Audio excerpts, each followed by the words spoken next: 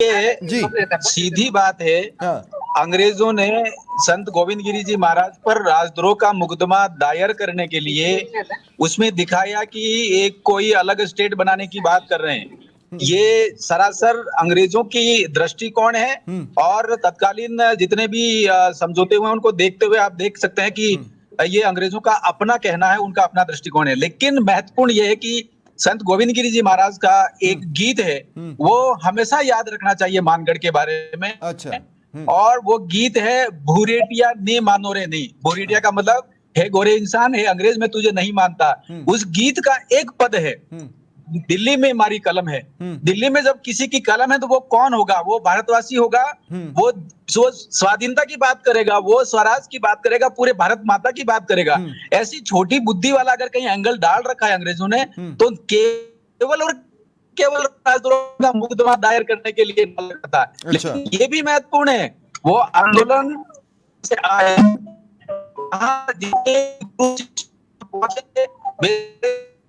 इस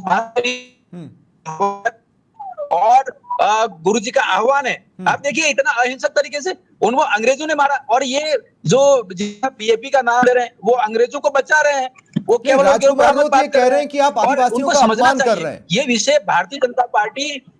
मनोलाल जी। बात सुनिए, हाँ। मैं क्या कह रहा हूँ, ये प्रश्न भारतीय जनता पार्टी या बीएपी का नहीं है।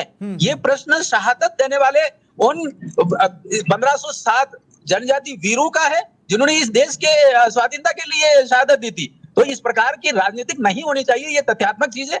और आज जब आजादी का अमृत कालखंड निकल गया, आजादी का अमृत ये जो अवसर चल रहा है, इसमें यह है कि जहां जहां भी अंग्रेजों का विचार है, खराब विचार है, उसको दूर करना चाहिए। ये तो सभी को खुश होना चाहिए कि कम से कम हमारे हमारे अपने जो शहादत देने वाले हैं उनकी दृष्टि को विद्वानों के सामने ला रहे हैं, आने वाली पीढ़ी के सामने ला रहे हैं, तो ये तो अच्छी चीज है। लेकिन मुझे लगता है कि ये जो बीएपी के लोग हैं इनको थोड़ा पढ़ना चाहिए। इनको अभी तो मेरे ख्याल कितने मनोलाल पढ़े जी, लिखे एक हैं, इस छोटा पर सा भी थोड़ा डाउट है प्रश्न चिन्ह खड़ा हो जो रहा मैं है। आपसे थोड़ा पूछना चाह देखिए रहा हूँ। रिपोर्ट को जी। एक छोटा सा डाउट है।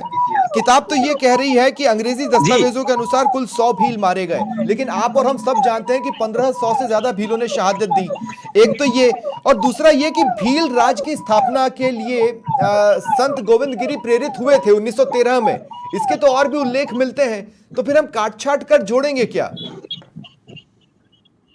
आप देखिए कि जो लोग ये कह रहे हैं कि ऐसा उल्लेख है तो वो अंग्रेजों की रिपोर्ट है।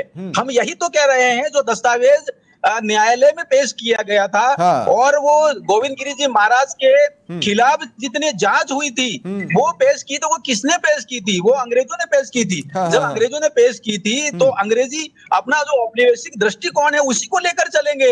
इसीलिए तो ये मुकदमा, ये तथ्य नहीं रखते तो राजद्रोह का मुकदमा कैसे बनता?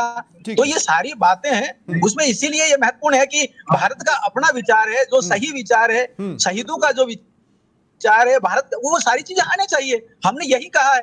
इस बार ये प्रश्न कहीं पर भी बीजेपी और बीएपी का नहीं है। मैं एक बार फिर कह रहा हूं, कांग्रेस का भी प्रश्न नहीं है। ये प्रश्न भारत का है और स्वाधीनता आंदोलन में जो हमारी राजनीतिक चेतना है उसका प्रश्न है। ये सत्य अलगाववाद के लिए थोड़ी कोई बात होती है। ठीक और है। ये सारे के सारे जो बात कर रहे हैं ये तो तोड़ने वाले अलगाव पैदा करने ठीक है। ठीक है मनोलाल जी, बहुत बहुत शुक्रिया आपका हमारे साथ जुड़ने के लिए।